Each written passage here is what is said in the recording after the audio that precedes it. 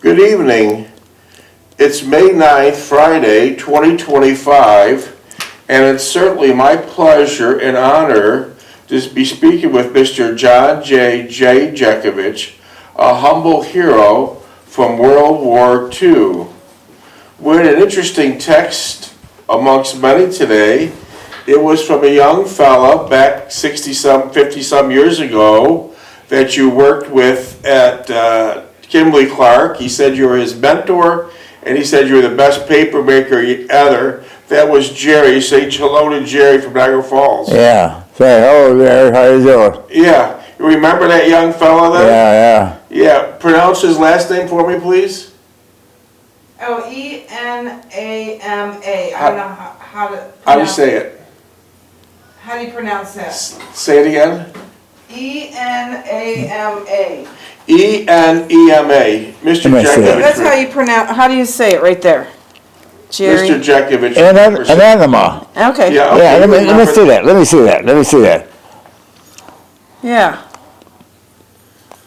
You remember the young fella back then. He was 19, and he said you're the best paper maker ever, and he thought there's a lot more to you than met the eye, because Mr. Jeckovich, a World War II frontline combat soldier, those guys just didn't talk. It was the rear echelon that never on the front line that did all the talking. Mr. Jeckovich, as a teenager, is 18, 19, during World War II in the Battle of Bulge, he was shot up, beat up, stabbed, bombed.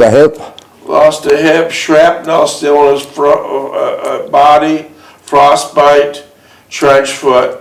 It all took place, and these guys were willing fighters. They wanted to do a lot for their country, and they didn't turn their back on the USA. They went in there and fought, but they never talked about it. That's why we refer to Mr. Jeckovich as a humble hero, due to the fact he never talked about it. He never said a word until a few years ago.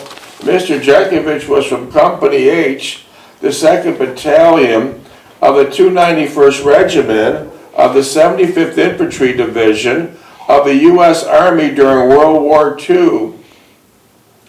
Mr. Jeckovich believes in the motto, yesterday is history, tomorrow is a mystery, and today is a gift, right? Right.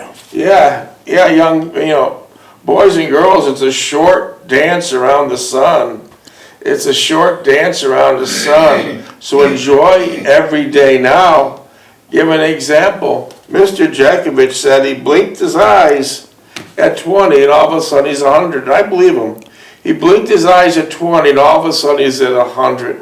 Mr. Jeckovich was born in 1925, and now we're knocking on the door of 2025. Pearly gates. Yeah, you gotta get a sense of humor. And now Mr. Jeckovich will be 100 years old this year, and look at him. He's in perfect health. He reads 3 newspapers in the morning with no glasses. If he squeezed your hand in a handshake, he could knock you down to the ground. That's how powerful it is. Never took a prescription, never took a vitamin, and he jogged for 80 years. Yeah, he jogged for 80 years. What got you started jogging, Mr. Jeckovich? I read a book on Johnson, yeah. Yeah, an interesting fact, jogging is fashionable now. Everyone seems to be jogging. Well, Mr. Jeckovich got started jogging 8 decades ago.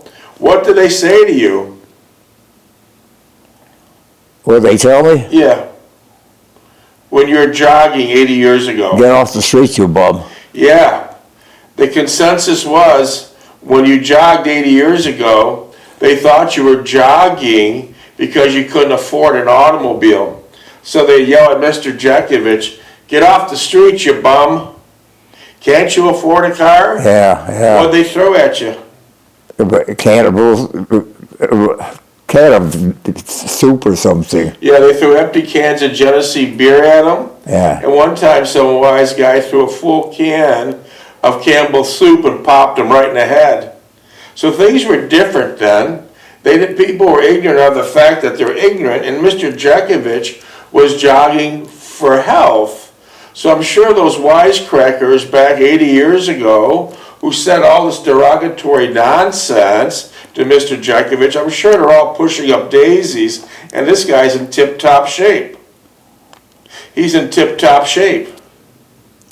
How are you feeling today? Very, very good. Yeah, you're looking damn good. Yeah, did you have a nice dinner? Oh, yeah. Yeah. So Mr. Jeckovich is doing quite well, and he didn't ever mention his time in the military, and those guys at the front line didn't. A little interesting note here, when Mr. Jeckovich went into the service, he was referred to his division as the Diaper Division. It wasn't a derogatory statement, or it wasn't a sarcastic statement. It's the Diaper Division because of why? 33, there are 33s. 33 is the Army code for teenagers. Yeah. They're teenagers. But things... 23. But things changed drastically. Mr. Jeckovich was on many battles. His last battle was the Battle of Bulge, and they got caught off guard. It was Hitler, psychotic Hitler's last ditch effort to kill more Americans, and Hitler sent out 600,000 Nazi combat troops and 6,000 tanks to go through the Ardennes forest. No one ever thought that was possible because the Ardennes forest is very, very thick with trees. It made it almost impossible to get people, let alone tanks, through. And it was the coldest winter of record. Many times wind chill factor was 30 to 50 below.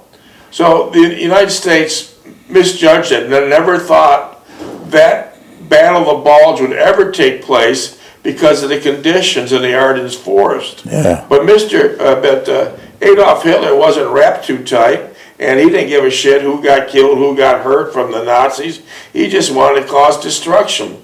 So the American side got caught off guard, and Mr. Jeckovich ended up in Bastogne. And they couldn't get any air support for 3 or 4 days due to the fact that it was snowing. It's the weather, yeah. Cold. So he was told from the top brass, you can't let the Nazis get into Bastogne. You can't do it. You just can't do it. Because they get a foothold in Bastogne, and the war might not turn out as nice in our favor as it did. So long story short, after 3 or 4 days, they got air support. Thousands of paratroopers came to help the guys stuck in Bastogne. But unfortunately, when that was all said and done, there was 97% casualties. Mr. Jeckovich is just by the grace of God, just by a former nun, Renee, praying the rosaries for him nightly, just by his mother, Anna Target Jeckovich, a devout Roman Catholic, praying the rosaries for his safety, he came out alive. Beat up badly, but he came out alive. And now, instead of referring to Mr. Jeckovich as the Diaper Division, now they're called the Bloody Bastards of Bastogne. Oh. The Bloody Bastards of Bastogne. And shortly thereafter, Hitler committed suicide, the coward that he is. It took the easy way out. He didn't want to be like Mussolini, because Mussolini, another crazy Italian dictator, he was hung upside down at a gas station in Italy, bare-ass naked, and they townspeople beat the living hell out of him to his death. Hitler didn't want to go down that road, so Hitler committed suicide, and in the instructions to whoever was left in his company to listen to him, he said, torch the body. He wanted much gasoline turned on the body that they couldn't recover his body. And then after that, Mr. Jeckovich moved on with several other soldiers, thousands, to break the gates on the prisoner of war camps and Holocaust camps. And that was not a pretty sight. That was not a pretty sight. You can only imagine, maybe you can't, the brutality that took place there. Yeah. What did they tell you when you came up to the prisoners not to do? Don't feed them. Don't feed them, why? Well, because they're not eating regular. Yeah. The bodies are all done. it was a really sick situation there, and there were so many experiments done on the townspeople, on the Jews, Just under 20. and on the prisoners of war. It was disgusting experiments. For example, they're obsessed for some reason, the Nazis, with twins. They collected 600 twins from the town or wherever the hell they found them, and only about 40 or 50 sets of twins survived. All the rest died of a painful misery. They sewed them together for a strange reason, but they did a lot of strange things. And the American prisoners of war had no shoes.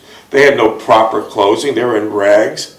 And whenever they're out into the yard, for the fun of it, the sick and the perverted Nazi guards would take a fire hose on them just to shoot them up a little good, so let them watch them freeze solid. The things that were seen there, you could not ever imagine. And I'm sure it's renting space, and all these American soldiers that are left living. Keep in mind, when the war started, we had 16,400,000 young men and women participating in the World War II. 16,400,000. Now we're down to less than 6,000 combat fighters like Mr. Jeckovich.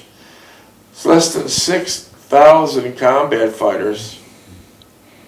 And we're losing them at a rate of 150 a day, so do the math. Huh? Do the math. If you have any questions for Mr. Jeckovich, his mind is like a library. Text him at 407-366-0000. Text Mr. Jeckovich at 407-366-0000. Any questions you might have, right? Yeah. You've answered thousands of text questions already, right? Oh, yeah. Even if it's about marriage. How long were you married? 69 years. Yeah. 69 long and wonderful years. Mr. Jeckovich proposed to Delphine Stulak in the Roman Catholic Basilica in Tonawanda, New York.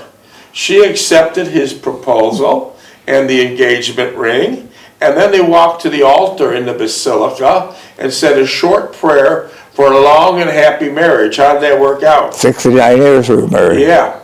So if you have any questions, even about a thing like marriage, text Mr. Jeckovich, because it's a shame right now in Florida we have over 90,000 divorces a year. Why do we have so many? Money. It's very difficult for young people to make a living. 2 or 3 jobs each, husband and wife, always chasing a bill, always worrying about a bill. Can't really afford houses because houses are so crazy in price now, they just simply can't afford it. So they end up fighting and they end up getting a divorce. It's an absolute shame, but that's a fact. So one of the questions we get a lot, your book, how many pages? 849. Wow, that must have took you a long time. Well, it was 6 months.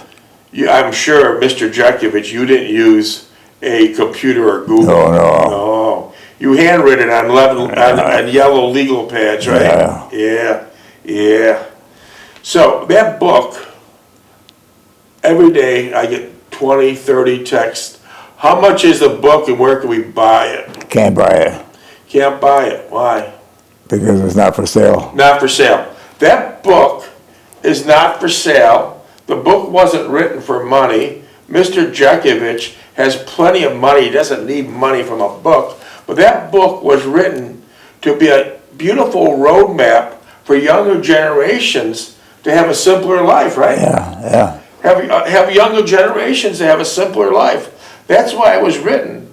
There's one original copy of the book, by the way, in the World War II Museum in New Orleans. And for the last, let's say, 8 to 9 months, we've had a company working on an AI statue, a full-size statue of Mr. Jeckovich that will eventually be put into the World War II Museum. Once it's perfected, you'll see him just like he is now. You'll see him with the same mannerisms now, in full life, full size. You'll see him answering questions 5 years, 10 years, 20 years, 30 years from now. So once it's done, we'll make the announcement and put them side by side and see if you can pick the real Mr. Jeckovich. Yeah. So that's a beautiful thing. That's a beautiful thing. Mr. Jeckovich, the second one we always ask is, what was your secret to longevity? The way I was brought up. Yeah. Yeah. The genes. Good genes, yeah. And plus, you never smoked, you never drank. Yeah. You never took a prescription, you never took a vitamin. You jogged for 80 years. Yeah. Yeah. Interesting fact, the book is titled Their Mother's Sons, because why? Because I was taking care of my mother. Mr. Jeckovich took care of his mother, Anna Target Jeckovich, from his age of 11 to his mother's demise at her age of 89. And the reason why he was a sole caretaker of his mother is because his father, Marion Jeckovich, died at 43. Yeah. Marion Jeckovich was a legal immigrant from Russia. In Russia, he lived in the dirtiest, filthiest, coldest factory town. They worked him 16, 20 hours a day. And where you dropped of exhaustion, that was your bed for the night. It was simple as that. So Marion Jeckovich decided to come to the United States. And he did it the legal way. He came from Ellis Island. And a lot of immigrants from Poland, Italy, Greece, they would all seem to go to Buffalo and Niagara Falls, New York. Yeah. Which Niagara Falls, New York was a beautiful town. Oh, beautiful town. Absolutely Yeah. gorgeous. And when his father came in as a legal immigrant, he came here to better the country, to better the USA, and give his kids a better life than he had. So as a result, Marion Jeckovich, Mr. Jeckovich's father, he worked 3 jobs. They would give his kids a better life. One day it didn't work out too good. He was mixing cement, doing a sidewalk or something cement related, and he died of a heart attack. And then at 11 years old or 12 years old, Mr. Jeckovich was contacted by the Niagara Falls Police Department. Tell us the rest of the story. Well, they called me up and said, "They'll take it down and your father got hurt. He's in the hospital." So did a police car come for you? Yeah. And then what? Put me in the back seat, we took me to the hospital. Then what happened? I went down, they showed me where my father is. And they You said, thought you were going to go and they upstairs, said, we'll take you down. and you knew something Yeah, I was said up. something happened. Because you thought he might have broken an ankle or Yeah, broken a yeah. leg, and so you thought you were going up second Yeah. or third. And then you went down. Now what happened? When we went down to the morgue, And then what happened? they said, "Well, do you identify your father?" I said, "Yes, I do." And they said, "Well, we go through his pockets." So you had to identify the body. Did your father still have cement on him? We had a little spit on his pants, a little bit on his face. Oh, yeah. And then they told you to go through the pockets? Yeah. What did you find in your father's pockets? Well, Canada had pills all with tobacco, The rolling papers. the papers that they rolled it up in, yeah. What else? A couple of quarters, a dime, and that keys to the house. And that was it. Yeah. So there's where the story begins. There's where the book begins, 849 pages. Mr. Jeckovich at that point was the sole provider for his mother. It's a simple fact. And he made hundreds of sacrifices, but the one that comes to mind today is this. His 2 brothers enlisted in the services during World War II. Your older brother, he never went overseas, did he? No. What did he do? Teaching GIs how to drive Jeeps. So your older brother enlisted, and he taught GIs how to drive a Jeep. Did he have a great talent for that? No, I fell hit a fire hydrant one He had a time. fire hydrant. So he didn't have tight talent. Yeah. But here's the story, guys. When you enlist, you get a better position, for sure. Mr. Jeckovich waited to get drafted instead of enlisting. How come? Well, I was waiting for my mother. I take care of my mother. He waited to take care of his mother. So here's the story. He waited to take care of his mother long as he possibly could. And then he got drafted. Minutes, please. 9 and a half. Yeah. And then he got drafted. And when you get drafted during World War II, you're going to go to the front line. Yeah. You're going to go to the front line. Well, that's what they're taking. They're taking 33s. 33s is the code for 19-year-olds. If he enlisted, he could be probably teaching someone to drive a Jeep. But Mr. Jeckovich didn't want that. He wanted to really fight for his country because he loved his country. But believe me, he was in combat many a time. And you operated what type of weapon? Heavy weapons. Heavy-duty gun, machine gun. Yeah. That machine gun the barrel got so hot that you had to water cool it, right? Yeah, with antifreeze. Yeah. During the Battle of Bulge, that water would freeze Yeah. instantly. So you had to get antifreeze. Yeah. What happens when one of your fellow soldiers touch the barrel? He got burned in his head right down to the bone. And that's how hot the barrel was. Yeah, so he was done. It's a bloody, it was a horrible war. Combat soldiers hate war more than anybody else. For example, that shrapnel that's in this man's body right now came from World War II. How did it come? It came from a dirty bomb. Yeah. What the hell's a dirty bomb? Well, Germans put all kinds of stuff in the thing and they drop it down on you. Like what Razor kinds- blades, screwdrivers, and everything else. Yeah. So a dirty bomb is a nasty bomb created by the Nazis where they put in razor blades, screwdrivers, old tools, bolts, anything that could do horrendous damage to American soldiers' body. For example, that shrapnel in his leg today can't be removed. They removed some of it, but most of it can't be removed because of the position it's in. But when him and Donald Lape, his close friend, another teenager, were in that foxhole, that dirty bomb blew, and it blew Donald Lape's blew Donald Lape's head completely off, and the only thing that was left was Donald Lape's glasses hanging from one ear. Mr. Jeckovich removed the glasses, even though he was injured too. He removed the glasses, pulled out one dog tag from Donald Lape, and once Mr. Jeckovich recovered, he wrote a beautiful letter to Donald Lape's mother and father, right? Yeah. Yeah. Donald Lape was a good fighter, but he wasn't street smart. No, he never was street smart, no. You had to be street smart to survive. Oh, yeah. Didn't you tell him a lot of times, get down, get down? Put your hands over your head, he didn't do it. Yeah. And the story doesn't end there with Donald Lape.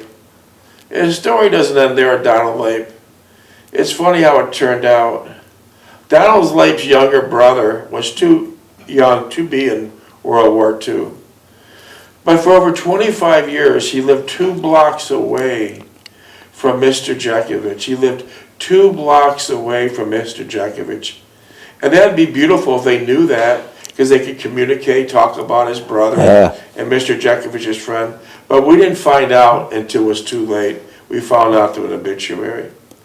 We found out it was too late. Yeah, we sure did. Well, Jen, can you give me that book again? Give me that. Oh, okay. Yeah. I want to see that guy's name again. okay, bring it up. I'm looking for it, hang on. While you're looking for it, I'm just going to read the medals you got, Okay. then she'll bring up the book. Stand by. Mr. Jeckovich came during World War II. He was beat up, shot, stabbed, bombed, everything under the sun. And you can't imagine.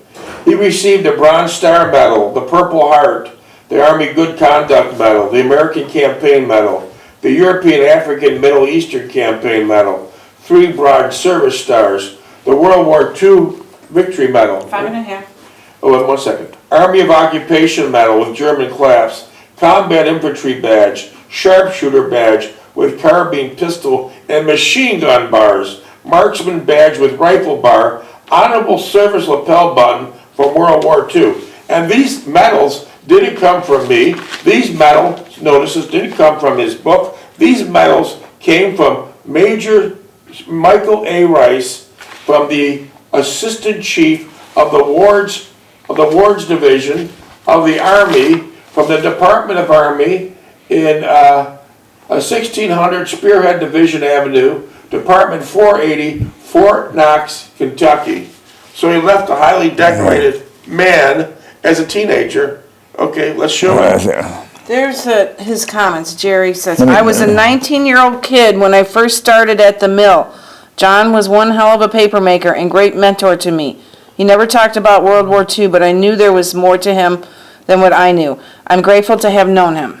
Yeah. Yeah. And then That's Jerry Enema. Let me see his name again. That's Jerry, and there you Yeah, go. yeah, I remember him, Jerry. I remember him. Yeah. Yeah, That's Yeah. beautiful. Yeah. 60 Nice. years later, you Yeah, guys are hitting yeah. it off. Yeah, yeah. Right. Make sure Jerry that goes in the Enema. heading. yeah, Kimberly-Clark and Jerry's name in the heading. I will.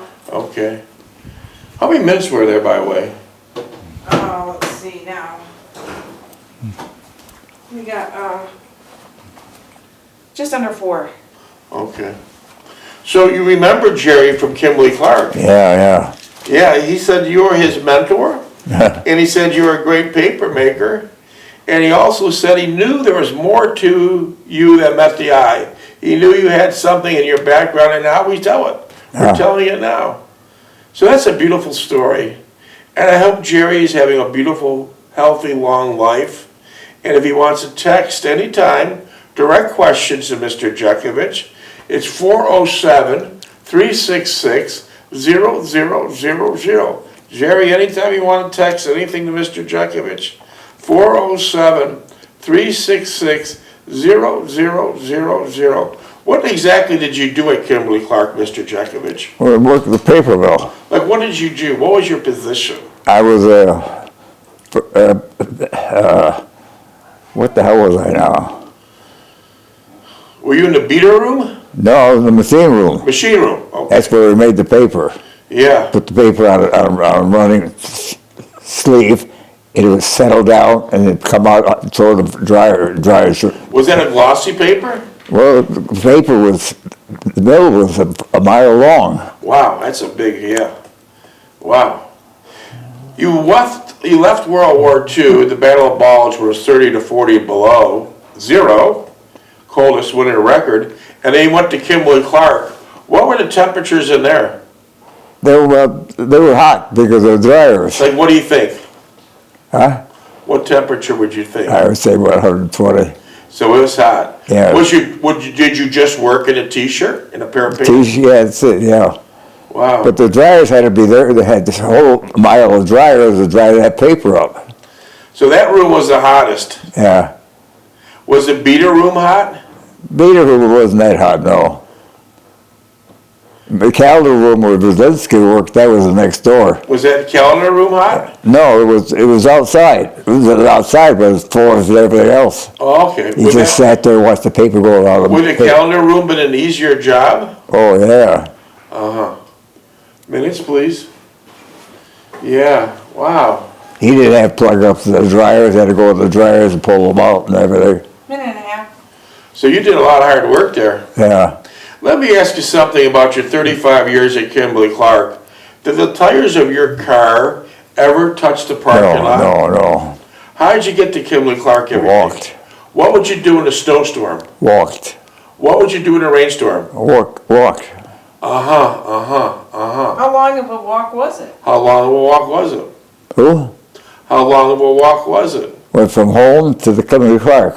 How long? That was about a mile and a half. I see. Did you ever stop at the red spot on the way home? No, never stopped at a red spot, Did no. people ask you to? Oh, yeah. I just waved to them. I'll see ya. So that was a beer joint? Yeah. Right almost on Kimberly-Clark property? Yeah. I wonder if that's still there today. Probably is. The guy's living upstairs. Oh, really? That's convenient, yeah.